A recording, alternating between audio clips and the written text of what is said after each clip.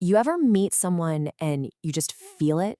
That magnetic pull we call charisma?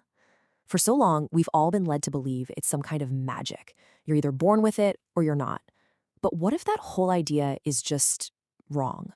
Okay, so let's get right into it. Today, we're going to unpack the very first chapter of Olivia Fox-Cabane's book, The Charisma Myth. And her whole argument is a total game changer. She says charisma isn't magic at all. It's a science. It's actually a skill that you can break down, learn, and practice, no matter who you are. And the key to unlocking this whole thing?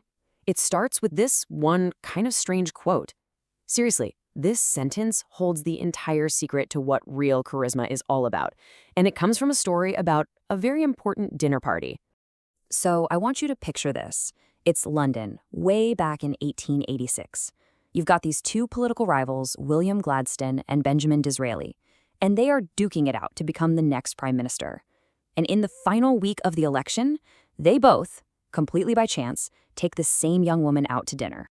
Now, this is where it gets really interesting. When a reporter asks the woman about her dinners, she says this. After dining with Gladstone, she thought he was the cleverest, most brilliant person in all of England. He spent the whole night impressing her. But after her dinner with Disraeli, she walked away thinking that she was the cleverest person in England. So who do you think won the election? Yep, Disraeli. And boom, right there, that's the big secret. That story just lays it all out. True charisma is not about showing off how smart or amazing you are. It's about making the person you're with feel amazing, feel brilliant, and feel totally and completely heard. Realizing that just flips the whole script, right? And it lets us tackle some of the biggest myths that hold us back from finding our own charisma. So let's just bust these things one by one. First up, we have this idea that to be charismatic, you've got to be the loudest person in the room, right? The life of the party, the super outgoing extrovert. Yeah, that's just not true. The book makes it super clear that introverts can be incredibly charismatic. Just think about a quiet leader who makes you feel like you're the only person in the world when they listen to you. That's a different style of charisma, for sure. But man, is it powerful. Okay, myth number 2. Charisma is all about how you look. You have to be, conventionally good-looking to have that magnetic personality. Wrong again.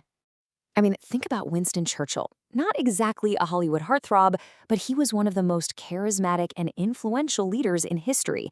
The book actually points to research showing the exact opposite is true. When you act with charisma, people start to see you as more attractive. How cool is that? And the last big myth, this is the one that gets a lot of us. It's the idea that to be charismatic, you have to be fake. You have to put on a mask and pretend to be someone you're not. And this is such a relief, honestly. It's not about a personality transplant. It's more like adding new tools to your tool belt. You're not changing who you are at your core. So if charisma isn't about being a hot extrovert or faking a new personality, then what is it really? Well, let's get into the science of it. Because once you pull back the curtain and see it's not magic, that's when you can actually start to get good at it. At its core, charisma is simply a set of behaviors. That's it. Get this. The book talks about lab experiments where researchers could literally dial a person's charisma level up or down just by telling them to do specific things. It's a formula, not some kind of cosmic mystery. Still not totally sold? Just look at Steve Jobs. If you watch videos of his early presentations, he's kind of awkward, a little nerdy. But he worked on it. He consciously practiced and refined his behaviors for years, and he ended up becoming one of the most captivating speakers on the planet. That's proof that this stuff is learned. So the big question is, how do you actually learn it? Well, the book lays out a clear, step-by-step process. And you can start with some really quick wins. The first chapter gives you 3 things you can do, like right now, for an instant boost. You can adjust your posture to be more open and confident. You can soften your eye contact to be warmer, and you can play with the tone of your voice to make it more engaging. The whole learning process is a lot like learning to drive a car. Remember that? At first, you're so focused on every little thing, the pedals, the mirror, the steering wheel, and it feels clumsy. But after a while, you just drive. It becomes second nature.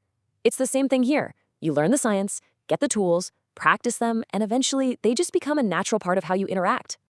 And to help you get started with that practice, the chapter leaves us with a super simple but really powerful challenge.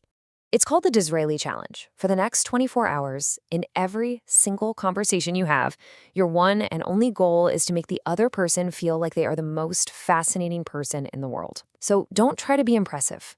Just listen, really listen, and let them be the star. And then just see what happens. And really, that's what this all comes down to. True charisma isn't a spotlight that you shine on yourself. It's a spotlight you learn how to shine on other people. So, I guess the only question left is, who are you going to make